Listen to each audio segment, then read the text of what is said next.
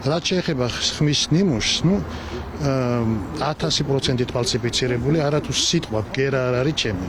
ფალსიფიცირებულია. ეს იყო დღეს ბაჩო ახალაიას მთავარი სათქმელი ჩანაწერზე, რომელსაც ახლა ქართული ოცნების პროპაგანდისტული მედია მის წინააღმდეგ იყენებს და ამტკიცებენ, რომ წინა ხელისუფლების ექს-მაღალჩინოსანი 4 ოქტომბრის აქციის ორგანიზებაში იყო ჩართული. თავდაცვის ექს-მინისტრი ამბობს, რომ ეს აბსურდია და ჩანაწერში მისი არც ერთი სიტყვა არ ისმის. ძალიან მარტივ პრიმიტიულ პროპაგანდასთან გვაქვს საქმე, რომელმაც 13 წლის განმავლობაში დახარჯეს უამრავი რესურსი, რომ ყოლოდათ რამოდენიმე ბუა, მათ შორის ერთი მე ვარ. ძალიან მწვენეა და ძალიან მიტყდება ესე რომ ვთქვა, რომ არაფერში არ ვიყავი ჩართული. სამწუხაროდ ძალიან მწვენეა ამის. ძალიან მწვენეა, რომ ეს ხალხი ეხლა ზის და მე უბრალოდ სამზარეულოდან ვადველებდი ამას თვალს. სამწუხაროა, ძალიან სამწუხაროა. მეორე მხრივ, ცოტა საღი აზრის ფარგლებშიც თუ აზროვნებენ ადამიანები, უნდა ესმოდეთ რის არის მანდ ორგანიზება. ბატონი პაატა ბურჭულაძე და ლევან ხაბეიშვილის მოწოდება სჭირდებოდა ვინმეს ორგანიზება. ბაჩო ახალაია კრიმინალურ პოლიციაში ადვოკატის გარეშე მივიდა. ის ხმის ნიმუშების ასაღებად დაიბარეს, თუმცა ყოფილი მაღალჩინოსანი, რომელმაც წლები ციხეში გაატარა, სისტემას უნდობლობას უცხადებს. მას დღეს არ გამოურიცხავს, რომ ივანიშვილის რეჟიმი მისი ხელახალი დაპატიმრებისთვის ემზადება. ადვოკატი რაჭერად მიჭირდება?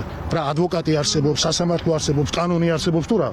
რამე არსებობს? არაფერი არ არსებობს საქართველოს. გამორიცხავთ რომ დაგიტოვონ და დაგიტოვონ. არა, რა თქმა უნდა, არ გამორიცხავთ. არა. რატო არ უნდა გამოვრიცხო, ხო? აი როგორც გითხარით, იმ კონცეფციის ნაწილია, ხო? ბატას ალბათ ერთი თვის წინ. სექტემბერში არ მინახავს. მურთაზე რამოდენიმეჯერ ნახ ჩემ მეზობელი. კი. გამოკითხვაზე შესვლამდე ბაჩო ახალაიამ ერთი სკანდალური ინფორმაციაც დაადასტურა. ის ამბობს, რომ მასზე ზეწოლა მიდიოდა. ყოფილი ძალოვანი მინისტრი ადასტურებს, რომ ურჩიეს ქვეყნის დატოვება, წინააღმდეგ შემთხვევაში დაპატიმრებით ემუქრებოდნენ. მე ჩამოვედი რამოდენიმე თვის წინ ქვეყანაში. ყველას კარგად გესმის, რომ ჩემი გადაადგილება, ყოფნა, მოძრაობა მუდმივი მეთვალყურეობის ქვეშ არის.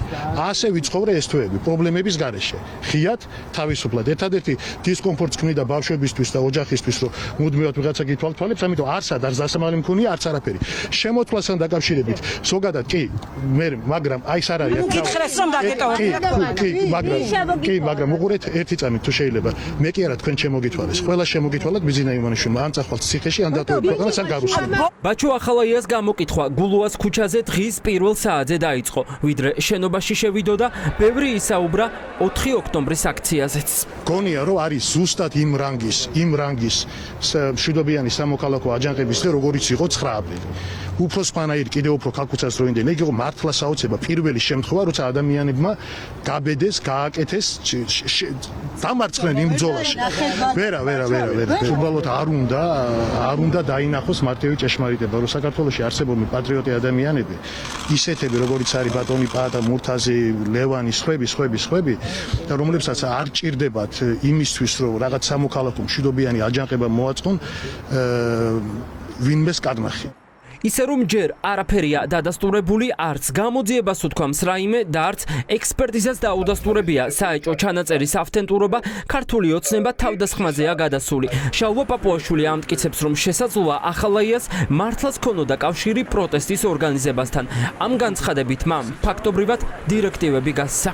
ის რომ ბაჩო ახალაია იყო მონაწილე ნაციონალ მოძრაობის იდეოლოგიური ნაბიჯებისა თუ ბოლო პერიოდში ნაბიჯებისა, რომელიც დამხობის ორგანიზებას გულისხმობდა, ამას მე მგონი ყველა ხედავთ მის მეუღლეს, რომელიც აქტიური არის სოციქსელში, ის თვითონ არ ჩანს, მაგრამ მე მგონი არავის ეჭვი არ ეპარება, რომ ის აჟღერებს ზუსტად იმ სათქმელს, რომელიც ბაჩო ახალაიას აქვს. მაღალი ალბათობის ვარაუდით გქონდეს იმის, ასე ვთქვათ, გააზრება, რომ შესაძლოა ეს ადამიანი მართლაც აქტიურად იყო ამ ყველაფერში ჩართული. ბუნებრივია, რომ ამ ყველაფერმა ეს ყველაფერი უნდა საგამოძიებო სტრუქტურების მიერ დადგინდეს. როგორ შეიძლება საბჭოთა საოკუპაციო ძალების მოქმედება შეადარო ჩვენი პოლიციის მოქმედება, რომლებიც თავის სამშობლოს ემსახურებიან გულანთებით და არასოდეს განსაკუთრებული სისასტიკით არ დაურბევიათ არავინ.